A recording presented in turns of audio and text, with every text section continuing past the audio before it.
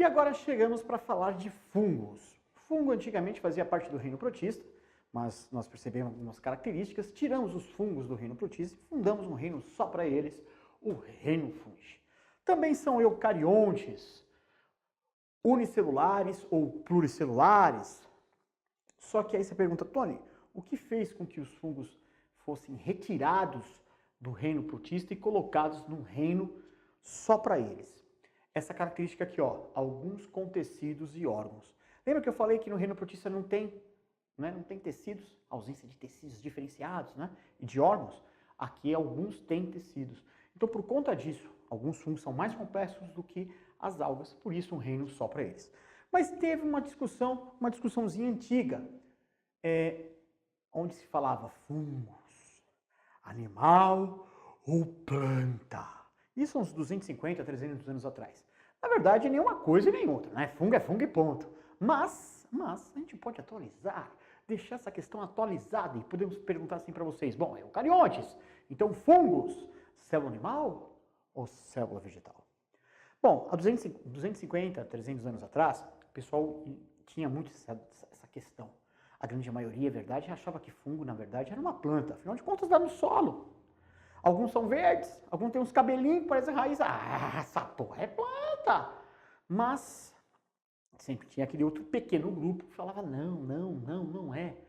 Aí surgiram as primeiras lentes microscópicas, a microscopia surgia. E aí foram analisar as células de fungos e aí se descobriu que fungo tem parede celular. Parede celular e eucarionte, característica vegetal. E mais do que nunca o povo começou a falar, tá vendo? Fungo é planta. Só que aí as lentes foram melhorando, ficando mais potentes, e aí nós conseguimos descobrir que é uma parede celular constituída por quitina, que é um carboidrato animal. Voltou a estaca zero. Voltou a estaca zero, afinal de contas.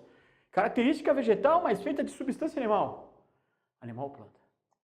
E aí decidiram então, fazer uma nova pesquisa e se descobriu que todos os fungos, sem exceção, eles são aclorofilados, beleza? Então não tem clorofila, portanto não faz fotossíntese. A partir desse momento nós começamos a falar que todos os fungos são heterótrofos e mesmo tendo uma característica vegetal, que é a parede celular, na verdade, fungo é considerado célula animal, beleza? Se definiu isso. Então todos os fungos são heterótrofos, aclorofilados. Portanto, fazem respiração. A grande maioria pode fazer aeróbica, respiração celular. Outros fazem anaeróbica. Se for anaeróbica, fermentação alcoólica. Ah, mais gostosa, não é isso? E aonde encontramos fungo? Fungo também é uma praga. Nós vamos encontrar no meio aquático, tanto no ambiente de água doce quanto no ambiente marinho. Vamos encontrar no ambiente terrestre e até mesmo dentro dos seres vivos, podendo trazer, infelizmente, problemas, né? Prejuízos, parasitas. Como que eles se reproduzem? Reprodução sexuada para os unicelulares. Divisão simples, uma célula dividida em duas, a famosa cisciparidade. Ou a esporulação, que é a formação de esporos. Alguns ainda podem fazer conjugação, mas os mais complexos acabam fazendo reprodução sexuada, beleza? Os esporogametas. Tipos, tem os mixomicetos, são extremamente simples, gostam de viver em colônia, formam um gel esverdeado no ambiente aquático. Você que tem aquário deve saber o que eu estou falando. Aquele gel esverdeado que vai surgindo na parede do aquário, nas pedras, meio escorregadio. Alguns chamam de limo, de lodo, tá aí, mixomicetos, são fungos, beleza? Ou tem os eumicetos, e aí os eumicetos tem 4 tipos, os zigomicetos, que alguns até chamam de ficomicetos, muitos deles aquáticos, inclusive. É um dos tipos de bolor de prão, aquele bolor preto, mais preto, beleza? Deuteromicetos, todos parasitas, são do mal, doenças, beleza? Ascomicetos, bolor de laranja, as leveduras, aquele bolor mais esverdeadinho do pão, mas os mais famosos, né? Esse aqui, ó, cogumelo, são os basidiomicetos, beleza? E, Tony, você desenhou aí um cogumelo, tá aí, um famosão, né? Famosão, vermelhinho, com as bolinhas brancas, não é isso? Mario Bros come, o Bonfim come para ver se cresce, não é isso? Mas aí que tá, se você passar dedinho, passa dedinho nele, ele existe de verdade, passa dedinho, bota na boquinha, bota. 2 horas você tá morto, beleza? Então tem que tomar um certo cuidado, não dá pra gente pegar fungo, aí fungo, e meter na boca, já? dá problemas, tá? Bom, mas vamos lá. Essas raízes, não posso chamar de raiz, mas inicialmente vamos chamar de raiz agora, para vocês entenderem, tá? Parece raiz, não é? Cada pedaço dele a gente chama de hifa.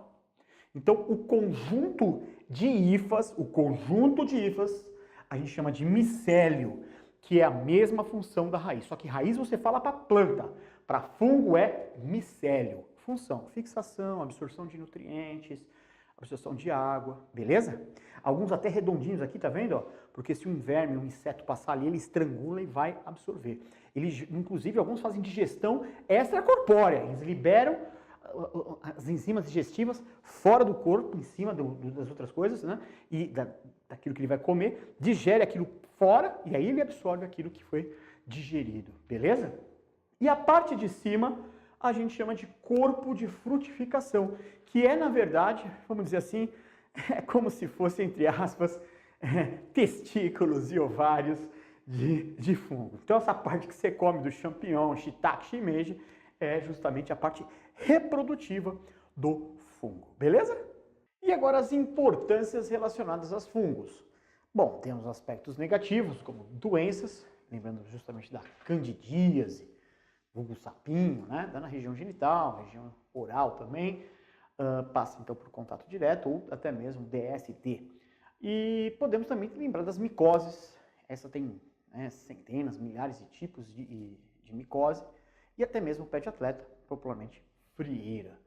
Parasita outros seres, a gente não pode esquecer que muita gente fala, parasita só animais. Não, parasita plantas também, né? São tóxicos, a gente tem que tomar muito cuidado com a estocagem de grãos, arroz, feijão, milho, amendoim, porque dependendo aí, se tiver um pouco de umidade, gera justamente aí a possibilidade aí das formações aí de fungos, aí, o aparecimento, né, na verdade, de fungos. Você fala assim, Tony, mas se eu cozinhar bem o alimento, se eu torrar bem esses grãos, não vai matar o fungo? Verdade, vai matar o fungo. Só que a toxina formada, gerada pelo fungo nesse alimento, essa toxina é termorresistente. Então ela pode gerar intoxicação alimentar, ela vai continuar presente no alimento, se você ingerir vai te causar intoxicação alimentar, ou até mesmo um acúmulo no fígado e causar justamente aí o câncer hepático. Alguns são alucinógenos, pode lembrar justamente aí, o pessoal gosta de tomar um chá, né? Vai lá pra Santo Tomé das Letras, né? Toma um chá de cogumelo, então tá aí. Tem que tomar cuidado, porque se errar a dosagem, né? Acontece lá, o amigo do amigo meu tomou e não voltou. Não, porque na verdade errou a dosagem, ficou extremamente forte e ele causa lesão neurológica, assim, beleza? Então a pessoa vai ficando retardada, olha só que da hora, beleza? E tem outros, como por exemplo o bolor do centeio, o pessoal extraiu o ácido lisérgico, também conhecido como LSD, né? Que é uma das grandes drogas estimulantes. E é interessante porque o cara que descobriu o LSD, ele esperava achar um antibiótico, na verdade. Que tinha uma doença, uma patologia, ele queria achar um antibiótico, estimulado justamente aí por Albert Fleming, quando descobriu o antibiótico, o primeiro grande antibiótico. Só que Fleming foi um pouco mais sortudo, né? Fleming, na verdade, deixa de estar fazendo pesquisa, ele era médico, fazia algumas pesquisas com bactérias no porão da casa dele, ambiente muito úmido, esqueceu umas plaquinhas de bactéria, com cultura de bactéria, destampados, e caiu o fungo. Só que onde o fungo caiu, em volta as bactérias morriam. E aí se descobriu, na verdade, que este fungo, chamado penicillium, produzia uma substância. O Fleming deu o nome de penicilina. E assim surgia a primeira grande, na verdade, antibiótico do mundo. Beleza? O outro foi pensar a mesma coisa, faz a classe substância, só que descobriu uma droga extremamente potente.